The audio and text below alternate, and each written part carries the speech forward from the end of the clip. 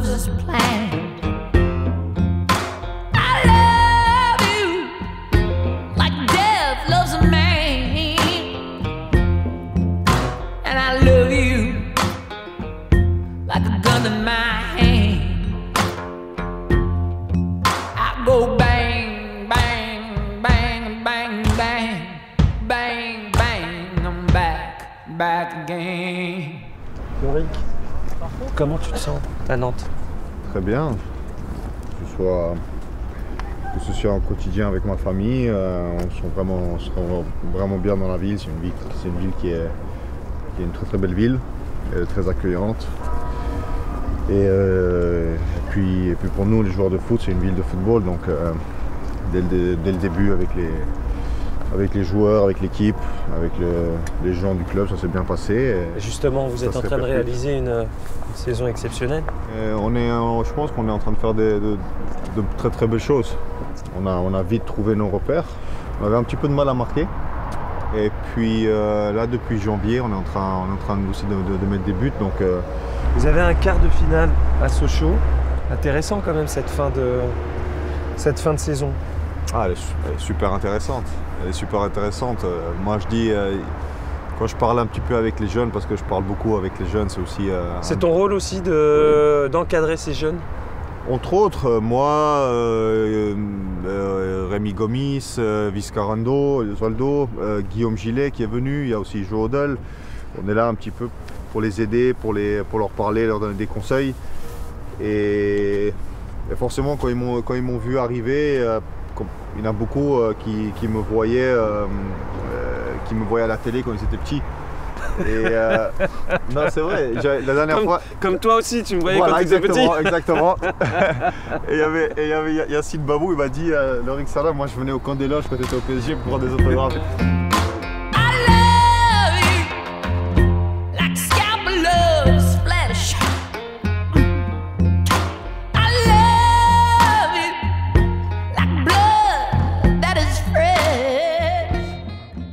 Ta carrière, Paris, Marseille, Sunderland, Galatasaray, Lazio, t'es un grand voyageur. Raconte-moi tes débuts à Paris, comment ça se passe?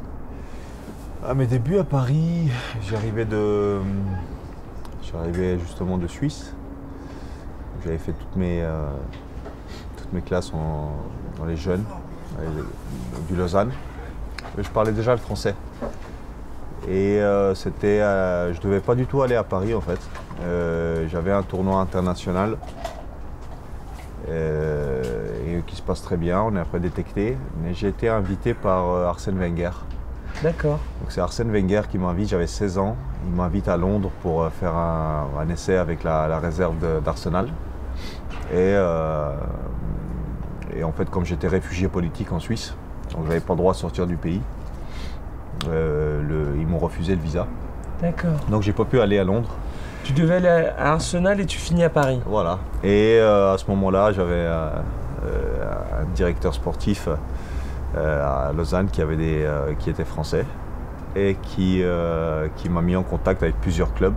Qui est de Bordeaux, il y avait Marseille, il y avait Saint-Étienne, il y avait Paris. Et le plus rapide, ça s'est fait avec Paris. Tu gagnes aussi la Coupe de France avec le PSG. Ouais. 2004, la saison d'après. L'année d'avant, j'étais déjà dans le groupe, la finale qu'on perd contre Auxerre, mais j'étais 19e. Et puis l'année d'après, on a la chance d'aller en finale et de gagner. Première année complète, même en tant que titulaire, première année complète et on finit deuxième, on fait une super saison, on gagne la coupe. On ne pouvait pas rêver d'un meilleur départ. C'est une année importante parce que j'ai lu, 2003, tu es sportif de l'année aussi en Albanie. Tu débutes et tout de suite tu deviens... Il n'y a pas assez de sportifs albanais ou... Il y en avait... Ta première saison, tout de suite, t'exploses tout alors. À ces niveaux-là, il n'y en avait pas beaucoup. Paris, tu vas chez le grand rival Marseille. Pourquoi ce choix? C'est étonnant, non? Bon, moi je l'avais déjà dit plusieurs fois. Moi, petit, j'étais supporter de l'OM. J'ai grandi avec l'OM des années 90, début des années 90. Moi, j'étais à peine arrivé en Suisse. Et puis, quand tu es en Suisse francophone ou même quand tu es en France, le club, c'est l'Olympique de Marseille.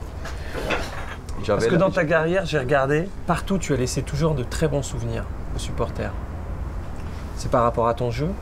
Je pense que c'est par rapport à mon jeu. C'est un peu par rapport aussi à l'image que tu laisses, au respect que tu as avec les gens au quotidien aussi. C'est important. Lazio, la Lazio de Rome, c'est Igli Tare aussi qui te fait venir, c'est un Albanais. Ouais, Il a été important. bien sûr. J'avais fait déjà pas mal de matchs dans les grands clubs, en Ligue des Champions. Et il me fallait à ce moment-là, qu'on n'était plus qualifié en Ligue des Champions avec Galatasaray, faire un nouveau choix. Et puis la Lazio m'a approché en premier. Et c'était des débuts compliqués. Mais à la fin, ces 4 ans en Italie m'ont permis même dans la difficulté, d'essayer d'aller contre les moments difficiles. Et puis à la fin d'avoir des belles choses, dont une superbe Coupe d'Italie il y a quelques années. C'était contre qui? C'était l'autre petit club de Rome. C'est le deuxième club de Rome. Ils sont créés presque 30-40 ans derrière, donc c'était pas facile, mais on a gagné quand même. Et ton père, dans ta carrière, c'est un ancien joueur de foot. Ce qu'il a compté, il a été dur avec toi. Parce que c'est pas facile d'être fils de footballeur. Surtout fils de Hakim Sana. Pourquoi? Mon père était un ex-footballeur. C'est quelqu'un qui a joué dans l'équipe de Pristina qui était au Kosovo, qui faisait partie de l'ex-championnat de Yougoslavie. Et les gens qui sont un peu plus anciens, ils savent ce que représentait l'ex-championnat de Yougoslavie, qui a porté certains des plus grands talents en Europe.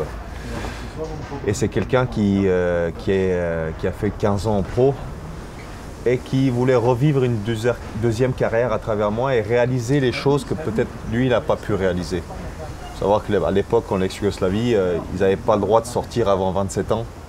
Donc ils étaient très pressés et ils n'arrivaient pas à avoir toutes les envies et réaliser toutes les choses. Donc ils voulaient, à travers moi, réaliser ces choses-là.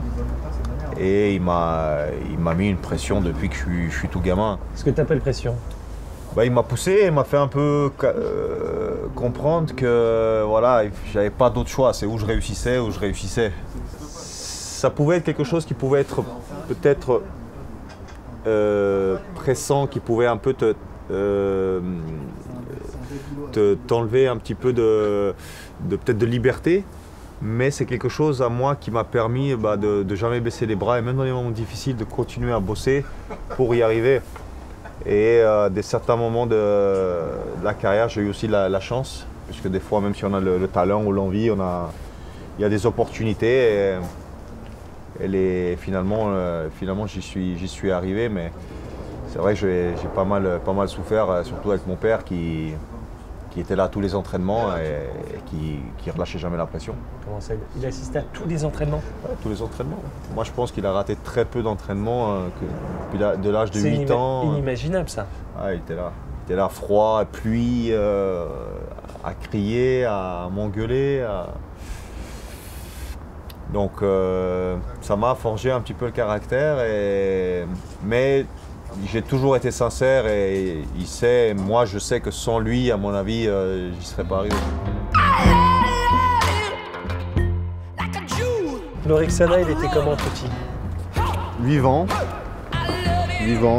toujours en famille, toujours avec les gens. Visuellement, si tu veux, je peux te faire voir. J'ai une ou deux photos de quand j'étais petit, tu vois.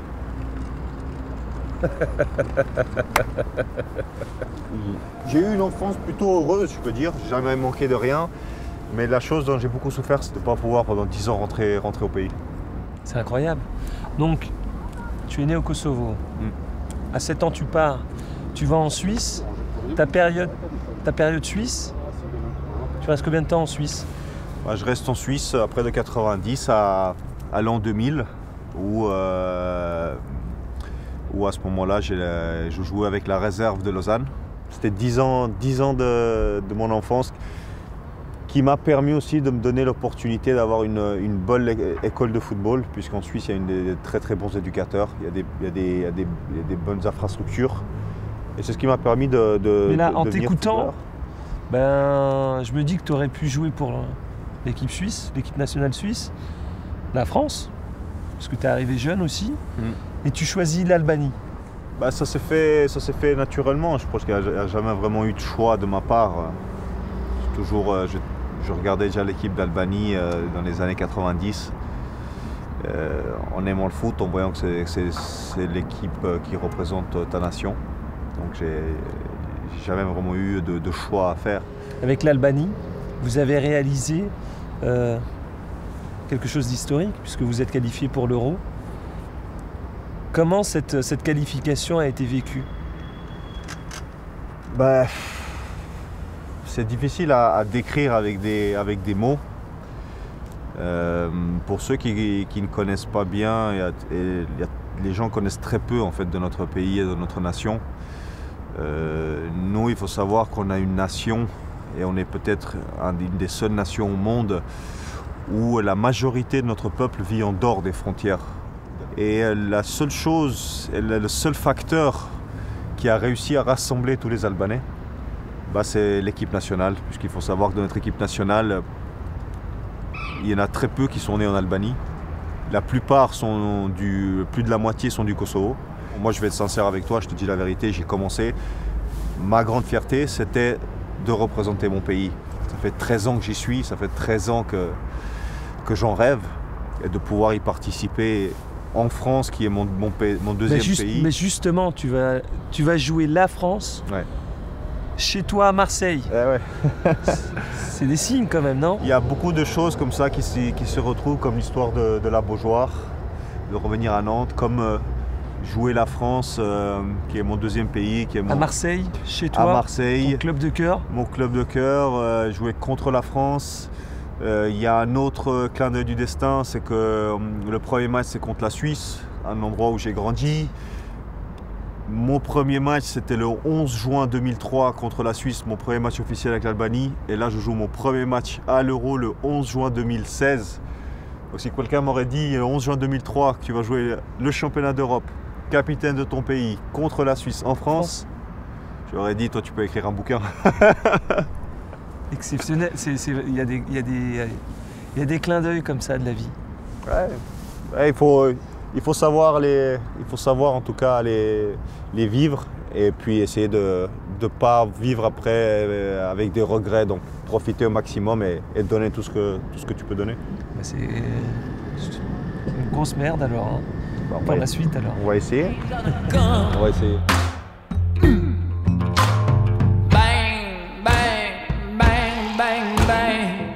Bang, shebang, I'm back again.